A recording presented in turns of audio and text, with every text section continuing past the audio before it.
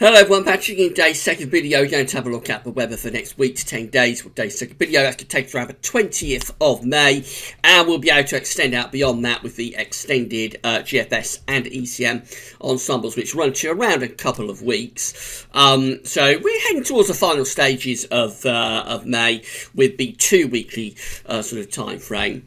Now, at least getting well on into the month. So I'm going to have you very shortly. Just say that JMA Friday was released earlier on today, so that's your month ahead look ahead to take us into the beginning of June. Nothing overly bad actually on JMA Friday this week. We did a video yesterday with the Beijing Climate Centre, which looked very cool, very unsettled through the second half of May and even going into June as well. But not really supported by the JMA or the CFS V2 models for this week's update anyway. So that doesn't mean the Beijing Climate Centre is wrong, of course. It could be that the Beijing Climate Centre got this right and the other two are wrong. But no real support for the Beijing Climate Centre solution from the JMA and CFS V2 at the moment anyway. So let's go on with the second video update for today. Then we'll start off with the central England temperature. So this is how we're currently sitting, provisional up to yesterday, 9th of May. We're standing at 8.9, which is an anomaly of 1.2 degrees below the 61 to 1990 temperature average. So it really has been quite a cold start to May. Certainly the first 10 days of the month are going to come in significantly below average, I think, across the CET region. But we'll get a bit of a lift up next week, but I'm not sure by how much. So we could be on course for our first cooler than average month for a very long time. But it's early days on that. I mean, it's only the 10th of May today, so we've still got another 21 days of the month to go. And it's really early days to be talking about a colder than average month. But certainly the first half of the month, anyway, is going to come in below average. These are the GFS upper air temperature and precipitation ensembles for the next couple of weeks. The red line is a 30-year upper air temperature average.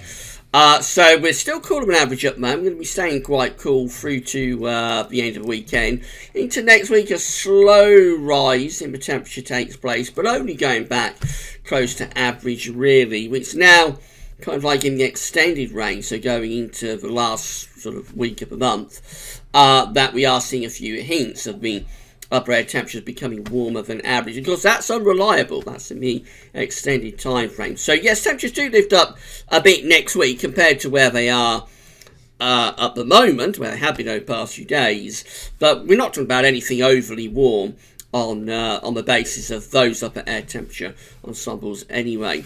We have got a drying trend through the next week, so there's some precipitation to come again today and tomorrow. There will be more showers around over the next couple of days. But as we go through to Sunday and then into next week, plenty of dry weather coming in. It's going to be mainly dry until towards the end of next week, when it looks as though the precipitation spikes then begin to come back again. So perhaps turning a little bit more unsettled in around a week's time. And that takes us through into the final week of May.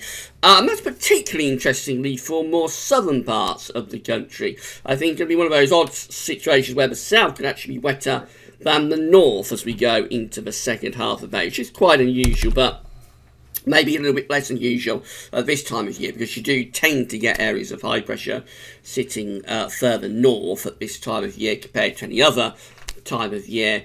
So it is one of those months, May, where it can be wetter in the south compared to the north. That's the kind of thing that we're seeing there within those ensembles today.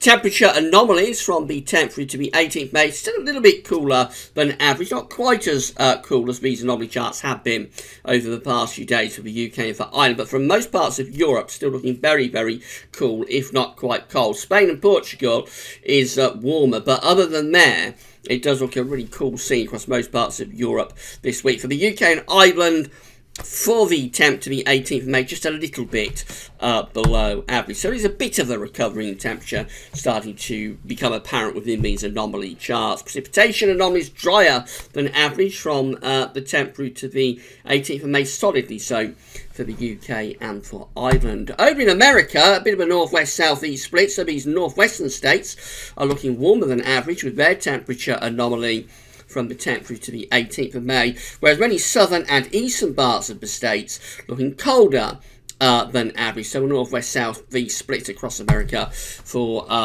temperatures, but precipitation, bit of a north-south split actually, so many of these central and northern states look rather drier than average from the 10th through to the 18th of May. Looks wetter than average in these more southern states, particularly interestingly in these southwestern states, so kind of like southern parts of California and parts of Nevada, for example, and also going over towards some parts of southern and western Texas. That big state just there, generally a little bit above average, which is quite unusual, but it is something that you do tend to see rather more with El Niños. Actually, it does tend to get wetter in the south and the west when there's an El Niño taking place. It tends to be a bit drier up in the north. So possibly a few hints of the El Niño that is still clinging on, and we've been in a weak El Niño since last winter, of course.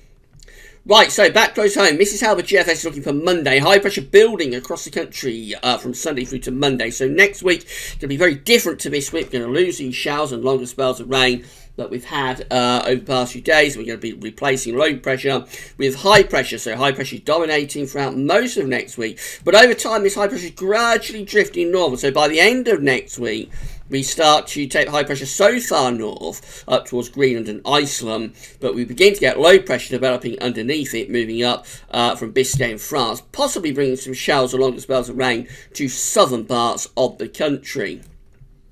And then that low pressure actually starts to deepen a little bit more as we go into the weekend of the 18th and the 19th of May. So this could turn quite wet actually down in the south. Might be overdoing these areas of low pressure a little bit, but it's sort of thing that can happen when you've got these blocking areas of high pressure up to the north in the summer months anyway. When you've got the high pressure up there, you can often start to generate low pressure underneath it, and that's the kind of thing that the GFS is hinting at today. So that could bring some quite wet weather into the south over that weekend of the 18th and 19th of May, whereas the north would tend to be dry. That's what I was talking about with that ensemble chart for London. Now, as we go through to day 10, we begin to move those low pressures to the south and the east. We still have a blocking area of high pressure around Greenland and Iceland. We're still bringing in those easterly winds. And in the extended range, the high pressure then starts to slip back southwards again. So this will return us back to drier and warmer conditions in the more extended range, at least briefly, before then low pressure begins to develop within quite unstable and quite warm air. That hints a little bit of thunder actually. The low pressure there is developing to our south. We've got an unstable sort of southerly to southeasterly flow, so it does hint at a bit of a plume and maybe some thunder there on 24th of May. It's a really, really long way out though.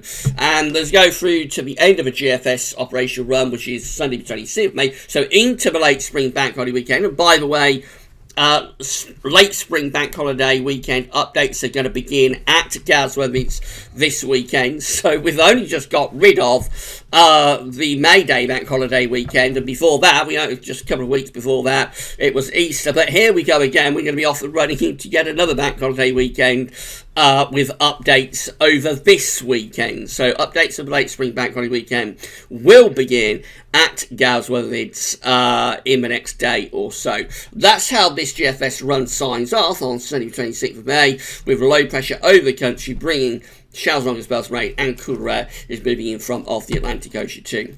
GFS parallel run has the high pressure again over the country on Monday, and that high pressure dominates through most of next week. Most of next week will be fine and dry for large parts of the country. Just at the end of next week, a little bit more instability is being generated down in the south, possibly just bringing some showery rain to the south, but it's more likely over the weekend of the 18th and 19th of May where we might see some showers or maybe more persistent spells of rain developing in the south and the southwest. All the time the north and northeast, closest to this blocking area of high pressure around Greenland, that's where the drier conditions will be. That's how we look at day 10. North-south split, high pressure to our north, low pressure to our south. Again, that could be bringing some wet weather into more southern parts of the country. In the more extended range, similar as what we saw for GFS operational run, the parallel run wants to move this high pressure back down across the country, so it turns us drier and warmer again. Although by the time we get through to the end of the GFS parallel run, which is Sunday 26th of May, maybe then starting to move low pressure in from off the Atlantic, possibly suggesting some unsettled conditions for the bank holiday weekend. This is the ECM of the Earth, so again the high pressure is there, it's over country and dominating on Monday, and that high pressure is still when truly in control for Tuesday and through Wednesday too. Into the second half of next week, the high pressure goes further north, so pressure starts to weaken in the south, although I suspect this would keep us dry up to Friday the 17th of May. Actually, even in the south, I think it will be mainly dry, but beyond that, this low pressure is getting closer to us then across France, so that could bring some showers or maybe some longer spells of rain into more southern parts of the country weekend of 18th and 19th of May. That's how we look at day 10. So still with this huge area of high pressure blocking to our north, still bringing in the wind from an east to northeasterly direction, so not overly warm, and still suggesting maybe some showers across more southern parts of the country as well. These are the options that go on the table within the ECM ensembles at day 10 today from the Icelandic Met Office. This is for the 20th of May. It's 240 hours away. So we've got 21 members of the ECM ensembles with high pressure blocking to the north, high pressure between Iceland and Greenland and Norway, low pressure to our south, so that could be threatening some showery rain or maybe some thundery rain to more southern parts of the country. Northern areas will be mainly dry, winds obviously coming from an east to northeast direction. Then there's 17, including the operational run and the control ECM run. Of course, the operational run is the run we're just looking at, have the high pressure more centred into the UK, like Trafford below average heights further south across France. So there's a bit of a risk of some showery rain into the south, but that's a drier solution. It's more anticyclonic compared to 21 there. And then finally, we've got 13 that are even more unsettled. They have the high pressure well and truly centred up towards Greenland, and the low pressure is moving in from the south as well. So that obviously much more unsettled, particularly so for England and Wales. Could be some heavy rain, maybe even some thunder across southern parts of the country. Now, if we take the 21 that we have there with the 13 that we have just there, it does look today as though that slightly drier solution that we have from the ECM operational run is a little bit isolated within its ensemble. It's not impossible that it will turn out like that, but it does look as though at day 10 the ECM ensembles are more sort of favouring anyway showery conditions at the very least for southern parts of the country. In 360 hours time, so this is taking us to 2 weeks away, the ECM ensembles are showing this option. It's only one. This is the 25th of May, and 51 members, 100% of ECM ensembles, then have a ridge extending through the UK. So that would suggest drier conditions coming back as we go into the final week of May. Although probably relatively cool, probably still bring the air in from the north to northeasterly direction. And then finally, we'll just have a look at CFS V2 for June. So these are 700 millibar heights. This 700 millibar height forecast from CFS V2 for June. Generally going for above average heights to be over and also to the east of the country. The centre of the above average heights is kind of like northern Germany, Denmark, that sort of area. So that would bring in a relatively warmish sort of southeasterly type flow into June. Much less of a northern blocking signal now with CFS V2 for June compared to what we've seen just a few days ago. Temperature anomalies for June are being forecast to be above average for the UK and through most parts of Europe as well. Quite a warm June being forecast there. No particular signal as usual for precipitation in June. So CFS has backed off its northern blocking signal for June actually over the past few days. Now looks as though it has a high pressure more sort of centred around Germany, Denmark, which will be a relatively warm area of high pressure to be sitting for us. It will bring the wind in from a southeasterly direction, but that's a very long way off. So I think don't necessarily be too confident about that. Within the more shorter time frame, kind of like the next couple of weeks. So next week you're going to see a return of high pressure. High pressure coming back next week. Going to be mainly dry and fine week. Temperatures will be not overly warm, but in the sunshine it's going to feel quite pleasantly warm because of just purely because of the strength of the sun at this time of the year. So in the sunshine it'll feel pleasant. And I suspect the highest temperatures will probably be in the northwest, actually, so kind of like northwest England, southwest Scotland, northwest Scotland. Most sort of areas sheltered from the easterly winds will do well for temperatures next week. Could see them up to around 20, 21, around 70 Fahrenheit. Whereas in the east and the southeast, it is likely to be a little bit cooler there as the wind comes in off the North Sea. But even there, it should be relatively pleasant whenever the sun comes out, and plenty of dry weather too. Just these question marks as we go towards around a week's time, around the end of next week, then into that weekend of 18th, 19th June, where we'll start to move low pressure up from the south and possibly bring some heavy showers or maybe even thundery rain into more southern parts of the country. So you've got to wait and see about that.